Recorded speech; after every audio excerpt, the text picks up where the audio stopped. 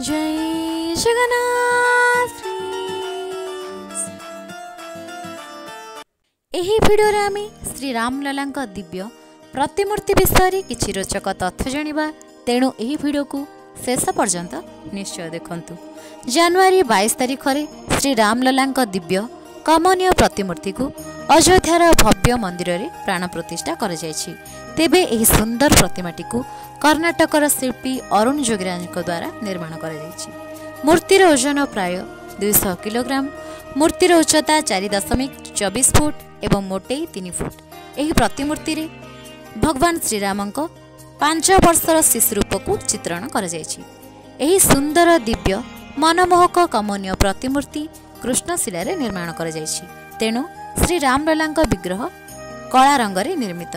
श्रीहरिंक दशावतार स्वरूप को श्री रामलला प्रतिमूर्तिर उभय पार्श्व चित्रण कर जायछि। श्री रामलला मूर्तिर एक पार्श्व मत्स्य, कृम, बराह, नरसिंह, वामन और भक्त शिरोमणि श्री हनुमान एवं अन्य पार्श्व श्री परशुराम, राम, कृष्ण, बुद्ध, कल्की और गरुड़ देव को चित्रण कर जायछि। श्री राम हेउछन्ति सूर्यवंशी, तेणु श्रीरामक मस्तक सूर्य भगवान को चित्रण कर जायछि। तत्सहित शंख, चक्र, स्वस्तिक, गदा, ओम इत्यादि पवित्र चिन्ह को मध्य चित्रण कर जायछि। पद्म पुष्प उपरे श्री राम विराजमान करछन्ति। 5 किलोग्राम सुना अलंकार रे श्री रामलला विग्रह सजा जायछि। श्री रामलला मस्तक सुना और मूल्यवान हीरा खचित एक दिव्य मुकुट धारण करछन्ति। मुकुटरे सूर्य भगवान मध्य विराजमान करछन्ति।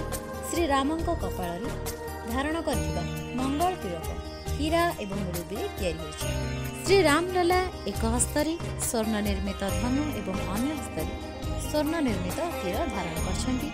श्री रामलला दिव्य प्रतिमूर्ति को सुना, रूपा, हीरा, मणि, माणिक्य इत्यादि रत्न द्वारा सुंदर भावरे सुसज्जित कर जायछि। श्री रामलला सही कमनीय मनमोहक प्रतिमूर्ति भक्तंक हृदय को आकर्षित और मंत्रमुग्ध करिछि। शिल्पी अरुण जोगीराज कहते, मो बड़ सौभाग्यशाली मनीष जे मते श्री रामलला प्रतिमूर्ति निर्माण करिवार परम सौभाग्य प्राप्त होइछि और प्राण प्रतिष्ठा पर सही प्रतिमूर्ति सते जेमिति परिवर्तित हो जाइछि। स्वयं श्री राम सही प्रतिमूर्ति रे प्रकाशित होइछन्ति। सही परि अनुभव समस्त भक्तजन को मध्य होइछि।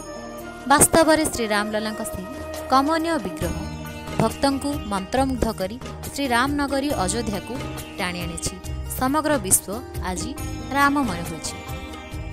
एही भिडियोटी आपण मानकु किपरि लागिला कमेंट बॉक्स रे निश्चय जणांतु और वीडियो को लाइक करी कमेंट रे जय श्री राम निश्चय लिखंतु और वीडियो को शेयर करंतु और चैनल को सब्सक्राइब करी पाखर बेल आइकन को निश्चय क्लिक करंतु, जहा द्वारा हमर नवा वीडियो रो नोटिफिकेशन आपण माने सर्वप्रथम पाई परिबे। वीडियो को शेष पर्यंत देखिथिबारु आपण मानकु बहुत बहुत धन्यवाद।